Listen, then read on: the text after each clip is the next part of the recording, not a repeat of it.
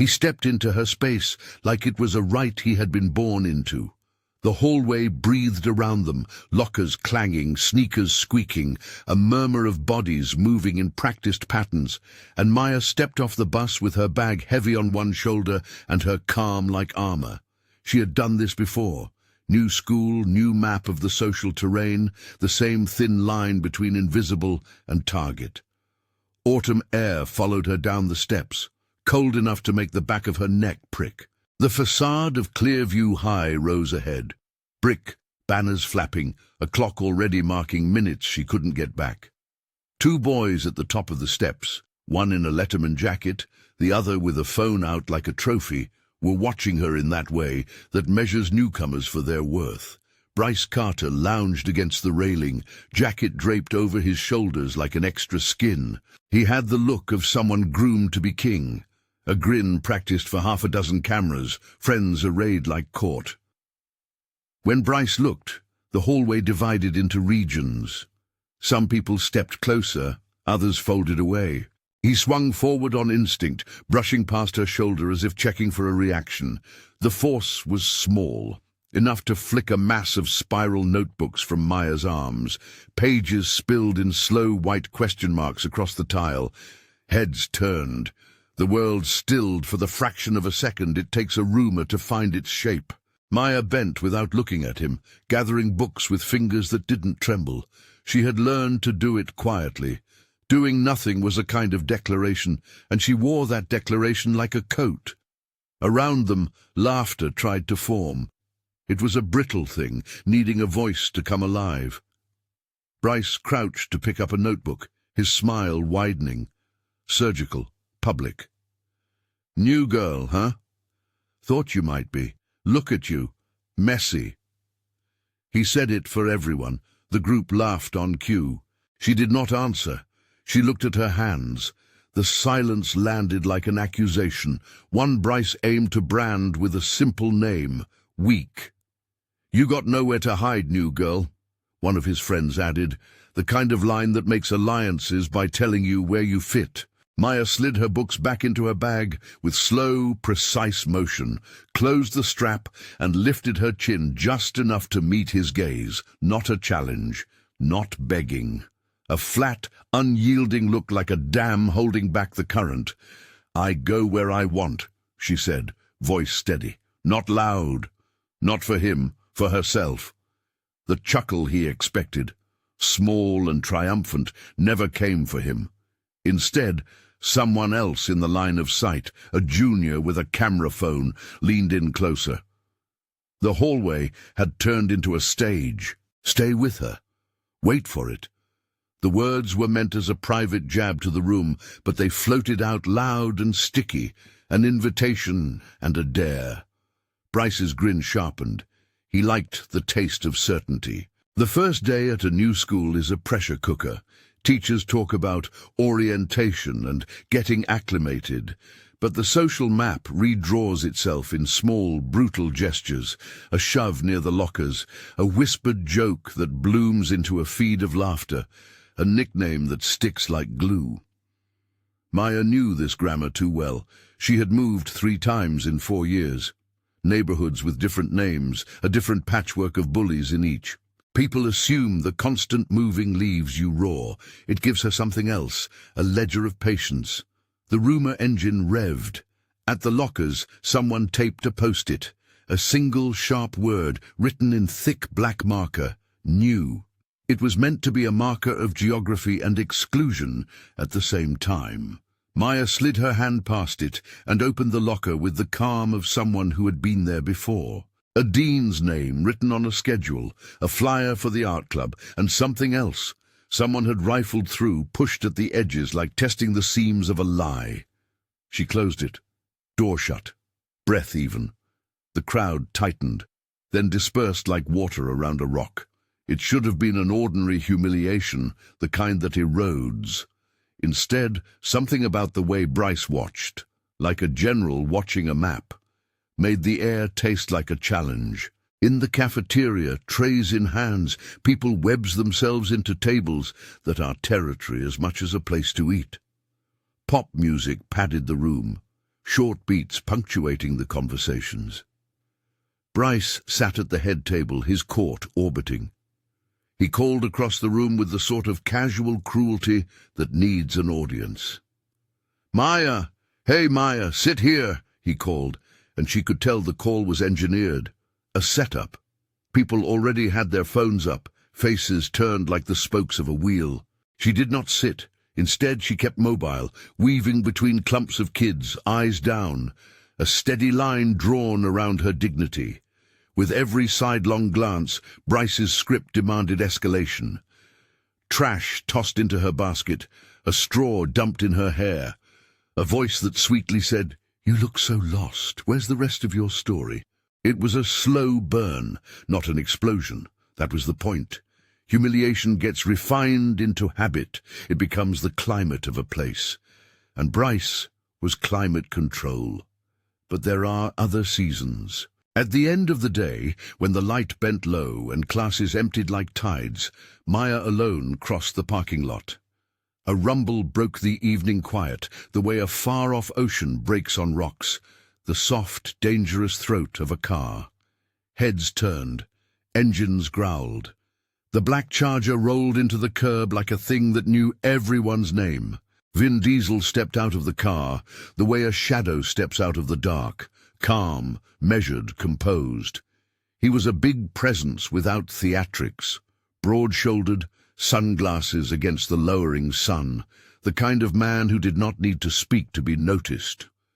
People glanced, sensing the gravity of him, the kind of gravity that pulls whispers into silence. He walked across the asphalt with a father's nonchalance and a protector's quiet authority. When he reached her, he only took in the scene for a second. Bryce at the edge of the crowd, a flicker of unnamed calculations crossing his face. Maya standing where she had been, hands tucked into her jacket pockets, chin level, the balance shifted by the mere fact of his arrival. It was as if he had brought a fence with him. He put a hand on her shoulder, a touch that did not say possession so much as belonging. "You coming?" he asked, voice low enough to be private. Maya looked up at him, and for a moment there was a memory, a flash like sunlight through a rear-view mirror. She was small, no more than 9, a bookstore with a thin wooden table, and a man with hands that had once learned how to steady a stranger. He had signed the papers that made them family, not in a legal tower, but in 100 tiny choices. He had promised small things, Sunday pancakes, a name shared aloud at bedtime, the defense of a person he had chosen. "You've got that look," he said, half-smile, as if reading the ledger of her day. "Been a long one?" She slid into the passenger seat, her jacket leaving a crease in the leather. The Charger hummed, engine a low animal. They drove away without a show of force. He didn't circle back to the school like a man hunting prey. He drove like a man who had already decided he would be present if needed. It was the kind of intervention that made Bryce's chest tighten. Not a towering father with fury, not a blockade of muscle, but a quiet presence that implied consequence without shouting it. Bryce felt for the first time in his orbit the calculus skew. The grin he wore earlier looked brittle beside the engine's hum. "Adopted daughter," someone said later in the hall, like a coin tossed for commentary. The rumor spread. The idea of celebrity attached itself like a magnet to the crude narratives people needed. It made things more complicated. Some people opened their mouths to apologize for being on the wrong side of a tide. Others saw opportunity, fuel for a new brand of cruelty, because the world loves stories, and Bryces know how to write the first draft. Vin was careful in public. He did not make demands. He did not threaten. He simply existed in the periphery, a steady watch. At home, under a roof where he had set framed photographs of holidays and mismatched art projects, the conversation that night was small and blunt and real. "You did good," he told her, making coffee with an easy rhythm, as if competence could be dispensed like sugar. He'd had her since she was 9, he would say later. The adoption wasn't a headline, it was a kitchen table fact. You don't have to carry it alone. You don't have to be loud, she said. Loud is what he wants. He handed her a mug. Steam rose, fragile as a vow. Then don't be loud, be right. She let out a breath that sounded like a small laugh. Right, she repeated. I want right. There was a map that only the two of them had, a memory of the day they signed the papers in a municipal office, the man who had stood up and read his name twice before he ever knew whether he would be a good father. There were nights of doubts and soft admissions, 1,000 small ways he had proved the promise. That made him hers in all the ways that mattered. He was not there like a weapon, he was there like a harbor. She slept that night thinking of patterns, the way Bryce escalated in stages, like an algorithm building to a predictable crash. He began with small humiliations, then tried private entreaties, texts sent in the shadow of classrooms, notes in binders. Maya watched him like an anthropologist, taking notes that she kept in her head. She did not react the way his designers wanted. Silence, she decided, could be strategy. It could be armor. Over the next week, the pressure intensified. Bryce's methods changed the way a chess player tests a defensive line. One morning, Maya opened her locker to find the inside lined with gossip columns cut from the student newspaper. Snippets of articles about kids who moved here and never found their footing. Another day, a freshman shoved a paper airplane into her hair and shouted a joke everyone already knew the punchline to. At school assemblies, Bryce performed his script with choreographed ease. The loud laugh, the casual elbow, a congratulatory slap on the back of someone who had done the dirty work. Friends of his circled like support beams. People watched, cataloguing where they stood, quicker to align than to ask why anyone should be harassed for simply existing. Maya moved differently now. She kept a calendar in the Notes app of her phone, not for dates, but for patterns. The time of day Bryce's taunts peaked, the faces that smiled when he did something cruel, the teacher who looked away. It was not to make a list of enemies, but to learn the architecture of a system and how to exploit its weak seams. At lunch, Jenna sat down across from her with a lunch tray and nothing but a folded paper tucked under her napkin. Jenna was one of those kids who'd been on the outer edges of Bryce's orbit until today. Then something changed. Jenna's eyes were quick, sharp. There was a history in them that said she had been dismissed once too often. "You okay?" Jenna asked, voice low. Maya shrugged. It was her default answer. It lowered the temperature. "Fine." "You don't look fine," Jenna snapped before she could stop herself. She folded the paper in half and slid it across the table. "Read this. Not here." Maya opened it under the table. The words were printed in a jagged, ugly font, screenshots arranged with captions. They were messages, vulgar and small, sent in the safety of private threads by Bryce to other boys. In the top corner of one screenshot, a public timestamp glared. The messages had been sent to a public group that Bryce had then made private, but not before a biased screen had been made. Things that seem private sometimes go public, either by accident or design. Jenna had the smirk of someone who had saved a photograph and decided to be brave about it. "You did this?" Maya asked, keeping her voice even. Jenna's mouth tightened. "No, but I watched it happen. He thinks he can make people do what he wants. He used to do the same to me. He used to—" Jenna swallowed, lowering her gaze. "I'm done with him." Maya didn't thank her. A nod would have been too dramatic, too obvious.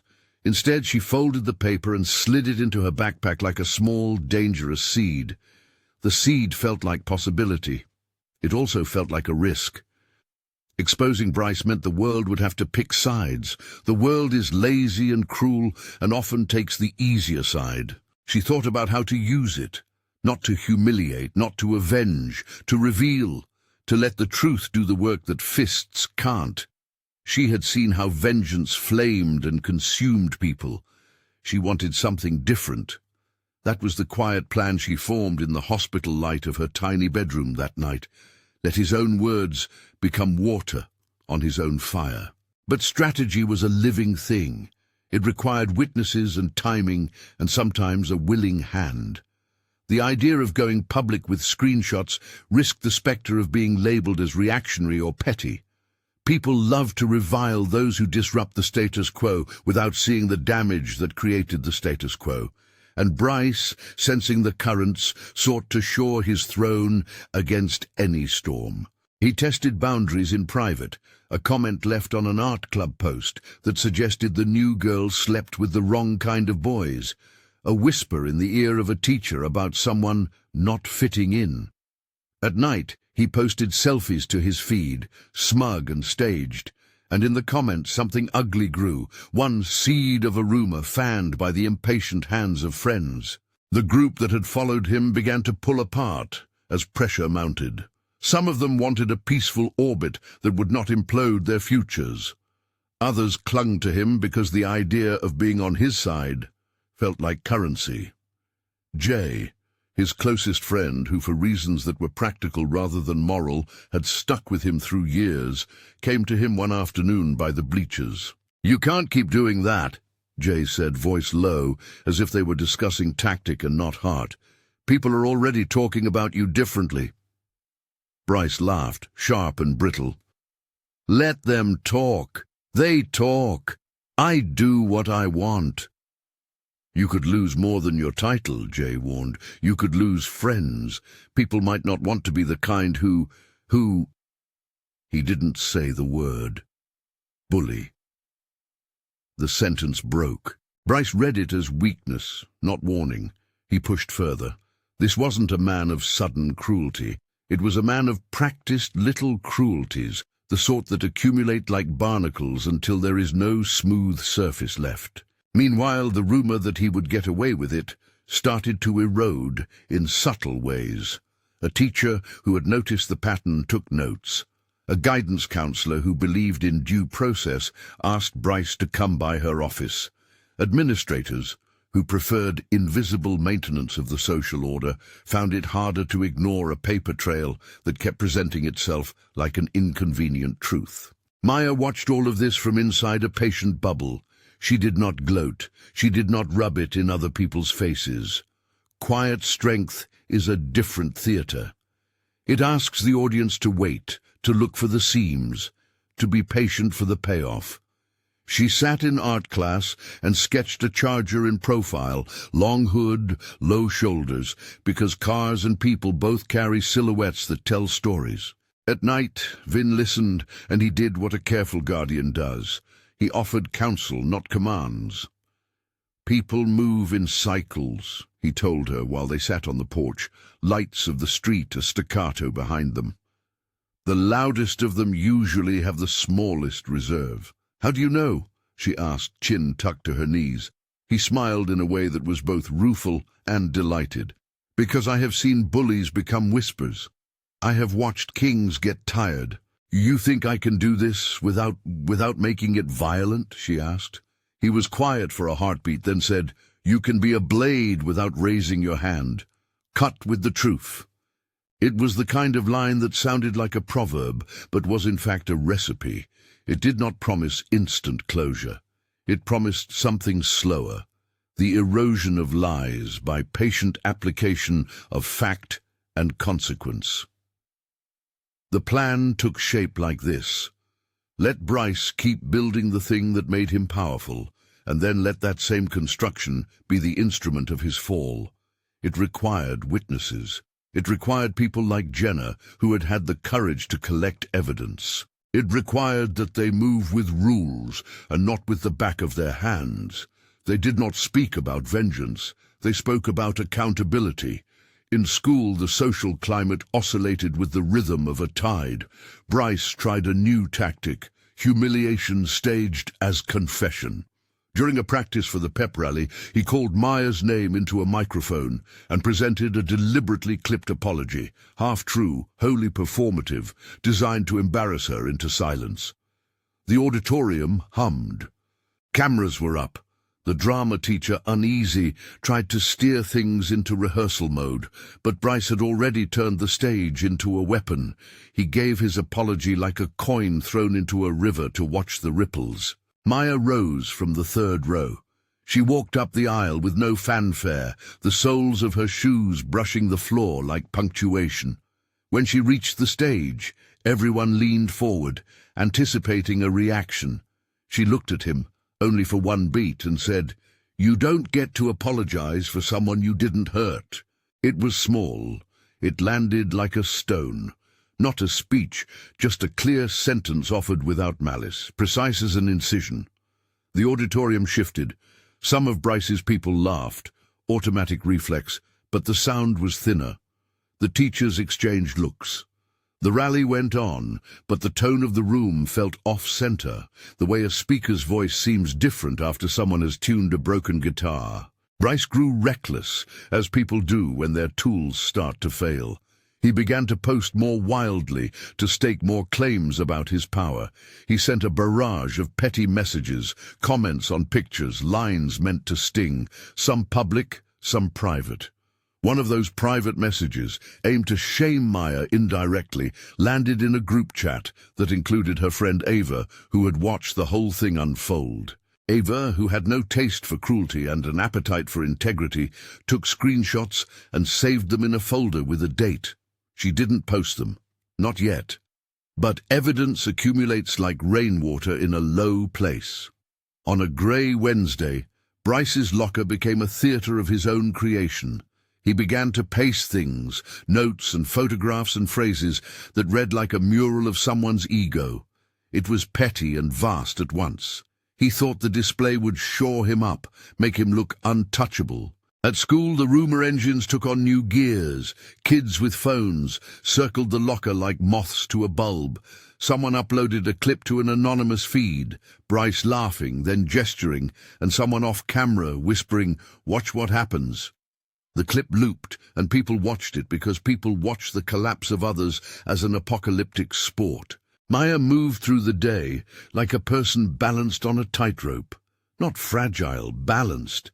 She met with her art teacher after class and asked for extra studio time, not as an escape, but as a place to think. She and Vin talked on the phone more, his voice into the night a steady line of confidence. "You ready?" he asked her once, the way someone asks if you have your boots tied. "I'm ready to be right," she corrected him. "There's a difference." He laughed, low and pleased. "Good, then be right." Bryce, sensing the pressure, tried a last small cruelty. He shoved a folded note into Maya's locker late in the evening and then posted a picture of it with a caption that painted him as the one under siege. The image spread, messy and false. People formed opinions in seconds now. The world had become a place where narrative raced the truth, and sometimes won. But narratives need fuel. Lies need corroboration. Someone had to make Bryce's version a permanent thing. That someone unexpectedly was a familiar, a junior named Ethan who'd been Bryce's shadow for months. Ethan had watched Bryce's small cruelties escalate until they became unbearable.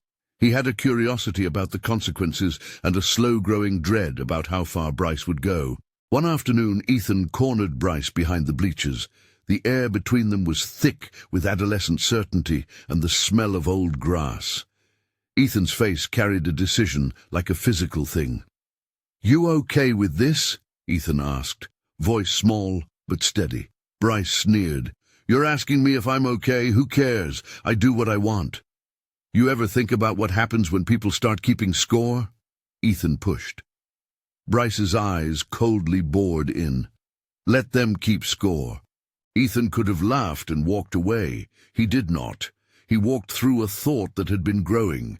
If Bryce's life was built on other people's fear, then what would happen if those people decided they were tired of being fences? What would happen if the fence itself fell? It's easy to pretend that cruelty thrives because it's strong.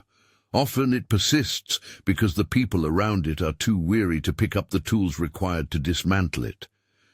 The difference between endurance and enabling is a thin, bright line, and sometimes someone has to cross it. Maya, for her part, began to collect small alliances. The art club members, who had a habit of noticing detail. A mathlete who was quietly infuriated by Bryce's tasteless jokes. Jenna, who had saved the screenshots and who had the courage to speak.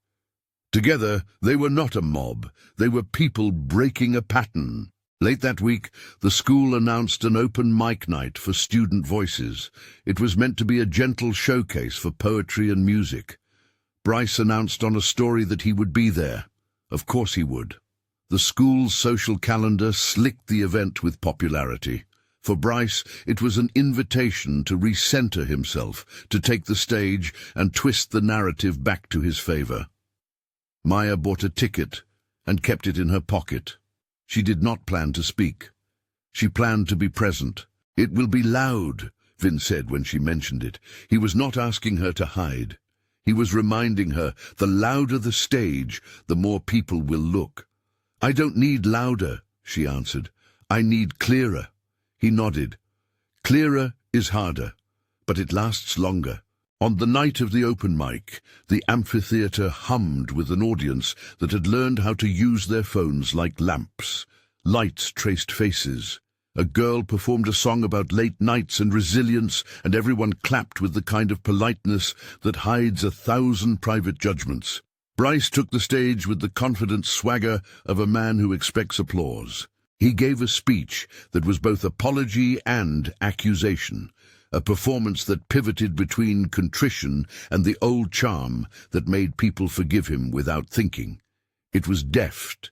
It landed in the soft spot between pity and admiration. For a few minutes, the world tilted in his favor again.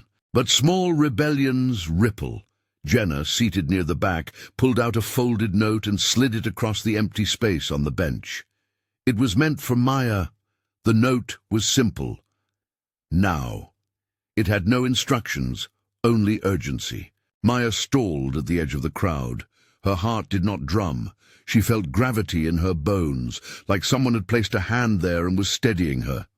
She walked down the aisle with a steadiness that surprised even her. People's heads turned. Murmurs rippled. Bryce froze, like a man who had expected compliance and found instead a presence. She reached a microphone, and the world narrowed to a bright ring of light. The amphitheater stilled, listening for the unravel. She spoke in a way that didn't demand applause. "You can't build a life on other people's fear," she said. The sentence was small and deliberate, not a cry but a statement. It won't hold. It shouldn't have been a devastating thing to say, but there's power in simple truths said in a place meant for performance.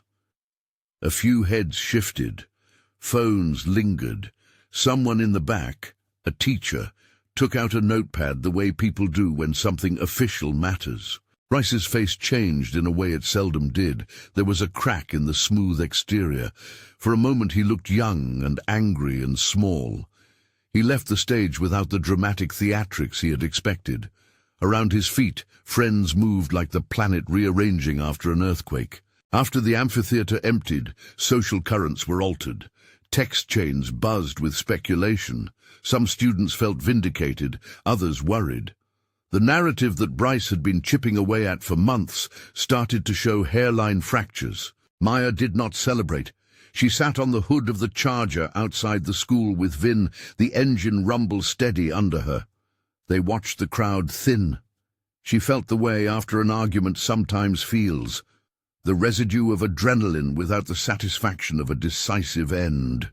"You did well," he said, as if praising a quiet thing.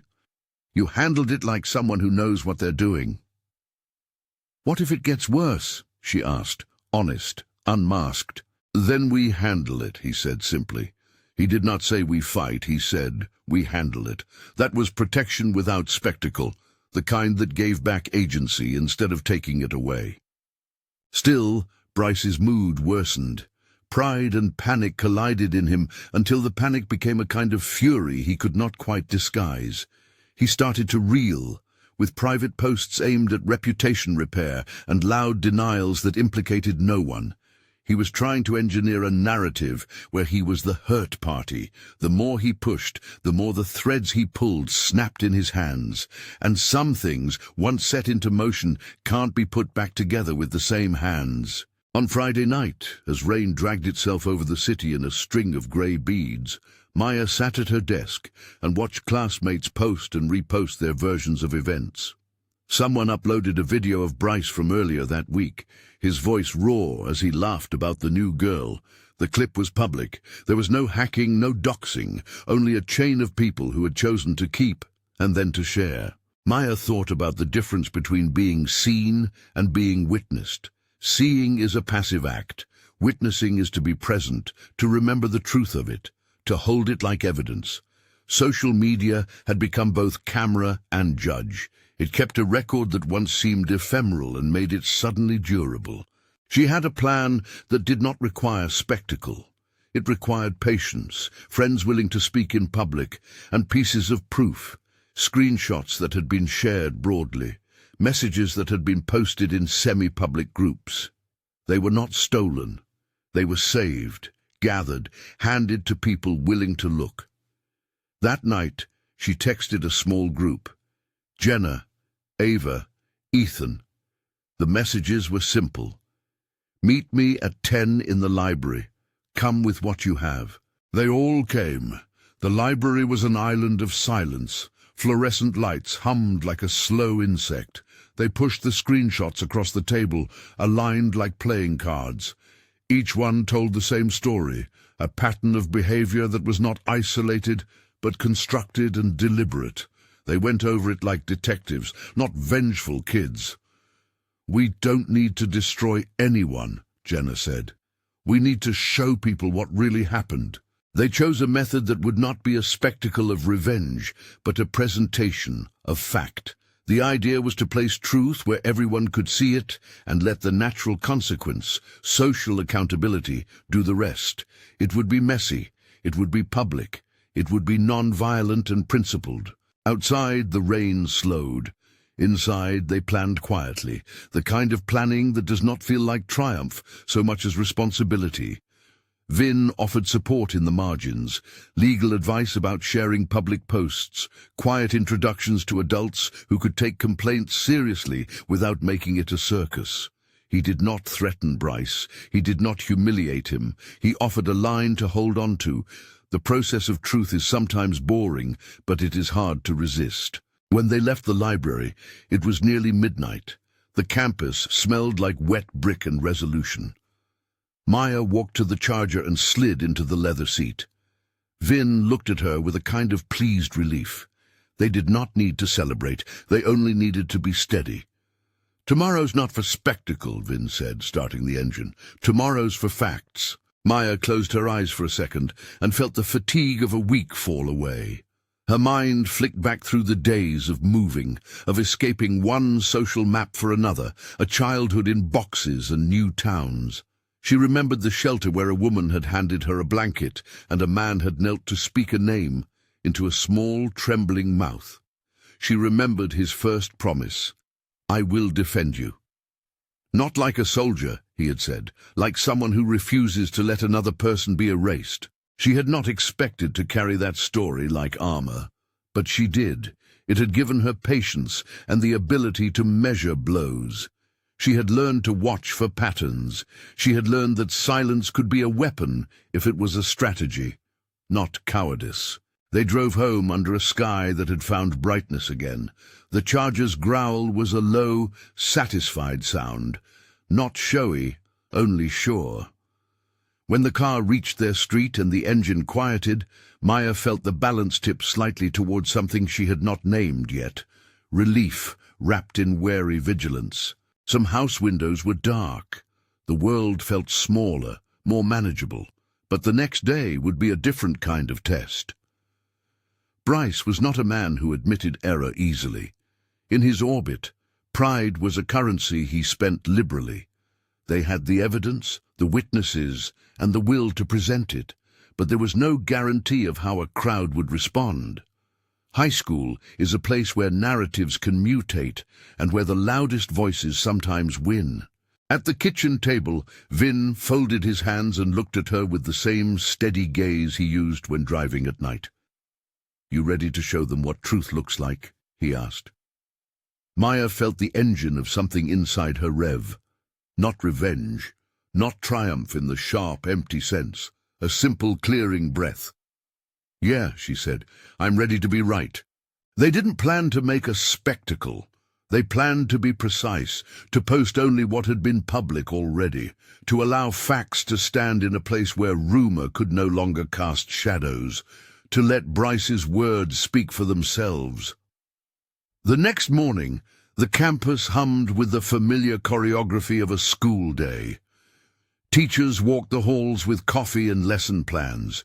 Students arrived in clusters, and with them came a current, an unspoken awareness. The next morning the campus hummed with the familiar choreography of a school day. Lockers clicked open like small shutters. Coffee steam mingled with breath in the chill. Phones glowed in pockets. If you're with Maya, stay till the end. This gets quiet before it breaks. They moved through the day with small ritual. Homeroom, teachers calling names, the brief math of the passing bell. Maya kept to the edges, an observer, not invisible but measured. She checked her phone as if to mark time, not to look for answers. The group she'd asked to meet the night before found each other in the library again. Jenna, with a face that had stopped shrinking from confrontation. Ava, with steady hands. Ethan, with a new weariness of someone who'd decided to stop pretending cruelty was normal. They had printed copies, clean, stark black-and-white pages of posts and public threads, captions that had been left visible long enough to be captured. There were also messages that friends had been given permission to share, people Bryce had targeted who'd chosen to come forward themselves. "We don't want a circus," Jenna said, sliding a stack across the table like a loaf. "We want the truth in a place where people can see it." Ava nodded. "We'll post it tonight, not hidden, not hacked, stuff people already made public and people who've agreed to share their stories." Her voice was careful. There was a line. They would not cross it. They agreed on a plan that was small and precise. At midday, when the hallway traffic doubled with change of classes, they would pin the pages to Bryce's locker and leave them there. Documents that anyone could read, copies that would be easy to photograph. They would not add commentary. They would not smear or taunt. They would present the evidence like a mirror and let the reflection do its work. Vin listened when Maya told him, calm as always. "You're doing this clean," he said. "That's the way to make it unignorable." He did not offer to intervene publicly. He did not need to. His presence would be a quiet line in the margin if it came to that. At 11:59, the school moved like a single organism toward lunch. Phones hummed with playlists and group texts. In the swirl of bodies, Jenna and Ethan slipped close to Bryce's locker. They moved like two parts of a practiced machine. Ethan held a corner, Jenna smoothed edges. It took less than a minute. Pages stuck to metal, print met lacquer, names and screenshots and dates lay bare. Word traveled exactly as these things do. A whisper, a camera, a post. Someone took a picture. Another posted it to a group chat. A dozen phones angled toward the same page. The locker that had been a shrine to Bryce's ego became a notice board. At first there was a ripple of laughter, reflexive, nervous, then the laughter thinned. A teacher walked by, eyebrows raised. The principal's assistant, who had a habit of tidying crises into file folders, stopped and read. When Bryce returned from a class, the world around him folded into sharp edges. He expected admiration. He found attention, yes, but not the kind he controlled. People clustered with their phones. Voices ticked upward into questions. A clip 2 seconds long of Bryce at practice poked through feeds. His voice, his gestures, a line from an earlier boast now looking smaller because it was framed by documents. He shoved through the crowd, his letters jacket a bright slash in the grey of the hallway. "What the—" he started, and hands raised phones instinctively like placards. He tugged at a paper with one quick, practiced motion. The pages came free in his hand, only to be photographed, to be uploaded, to be analyzed. He tried again, fingers trembling now, chest too quick. The crowd had the kind of attention that makes reputations feel like paper houses in a rainstorm. "Hey, put those back!" he barked. It was less a command and more a gasp for purchase. A student recorded him. Another asked, voice tight with curiosity, "Were those... Did you post those?" The question landed like a probe. Bryce's face shifted between anger and bewilderment. He looked for his people, Jay, a few others, but their faces had gone still, then small. Jay edged back, caught between solidarity and the growing visibility of what they'd all been ignoring. The first friend to drop him did so quietly, turning his phone away as if the camera were a lit cigarette he no longer wanted to hold. A teacher, Mrs. Alvarez from history, stepped closer, more practicality than spectacle in her posture. She asked Bryce to step into the dean's office. He barked at her, tried to spin it into performance, an accusation of being targeted, a reversal of victimhood. But the room had cameras, small offices, standard procedures. The dean called down 2 names and asked for patience. Maya watched from the edge of the crowd. She had not planned the exact emotional temperature of this moment. She had imagined consequences. She had not imagined this kind of public trembling, the collapse that happens when the scaffold that sustained someone's power quietly collapses. Bryce tore at another sheet in frustration, ripping it in 2. The action felt juvenile and desperate. People filmed. Someone uploaded a clip with the caption, "See who he really is." It was ugly, and it was simple, and it moved like water. He confronted a girl, one of the students who had shared a post, and demanded she explain herself. Her voice did not shake. She recited slowly, crediting the posts that had been public and the messages she had chosen to let be seen. It was not a coordinated attack. It was a chain of choices. People had finally decided that what counted most was truth, however late. A teacher intervened and asked Bryce to leave the premises of the hallway until an investigation could sort the facts. The assistant principal's voice was even, a small machine of protocol. Bryce stormed, cheeks flushed, his image cracking in the cameras. A bus of whispers followed him. He did not go gently. He shouted something, an accusation about being targeted, a claim that the school was against him. The words fell flat because they no longer echoed in the same room. The room had witnesses now who had been cataloguing his steps for months. It was not an explosive end. There were no sirens, no theatrics of violence. There was instead the slow, humiliating separation of a leader from his base. Friends glanced away. People who had once smiled at him now walked by as if someone had put a new rule in place. No one invests in cruelty for free. That afternoon, the administrative machine clicked. Counselors called in witnesses. A meeting was scheduled with parents. Bryce sat at a table with his mother, voice low and defended, while the dean carefully explained that allegations would be investigated and that certain posts and messages were on record. The fallout rippled beyond Bryce's world. Some kids felt vindicated, others felt exposed, as if the school had turned into a theater where real lives were on show. There were furious text chains, both of the "he deserved it" variety and the "we should have handled this differently" kind. People took sides like handing out baseball cards. For Maya, the taste of consequence was not sweet in a triumphant way. It was a settling weight, like something coming due. That night, the Charger idled in the driveway, engine a considerate purr rather than a roar. Maya climbed in and pressed her hands to the leather like a person feeling for a heartbeat. Vin sat beside her, eyes on the road that led away from the high school drama and toward a quieter part of town. "You didn't make it personal," he said. "You kept it to what happened." She looked at him. The adoption had been a quiet fact between them since she was 9. They did not drum it out as evidence.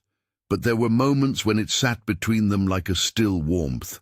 His choice and the life built from it. "Family is a choice," she said. "He chose to be mine." Her sentence was small, but edged with the clarity of someone who'd lived many small proofs of that truth. He smiled, not as praise, but as companionship. "And you chose to be right." In the days that followed, Clearview High adjusted to a new polarity. Bryce's social currency dried. Students who had leaned on him for easy belonging found themselves adrift, and those people made choices. Some walked new lines, some apologized quietly, some simply left the orbit because endurance is easier than accountability. Counselors offered group sessions. The administration, under the pressure of public posts and formal complaints, placed Bryce in a temporary program to meet with a counselor and to limit his presence in school activities while things were reviewed. None of this was an instant moral sweep. It was messy. There were parents who complained. There were those who said the school had acted too quickly, and others who said it had not acted quickly enough. The mechanics of institutional response move at the pace of paperwork, but social consequence moved faster, unforgiving, immediate. Maya navigated the after as if stepping through glass shards. People who had avoided her now smiled in an apologetic, careful way. Jenna and Ava sat with her in the cafeteria, and the three of them ate like conspirators who'd passed a test together.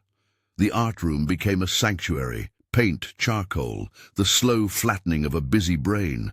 Maya drew a charger again, this time with someone in the driver's seat sketched faintly, a figure of safety rather than spectacle. One morning, a boy she didn't know, quiet, with a hoodie and fingers that were always ink-smudged, sat at her table and pushed a folded paper toward her.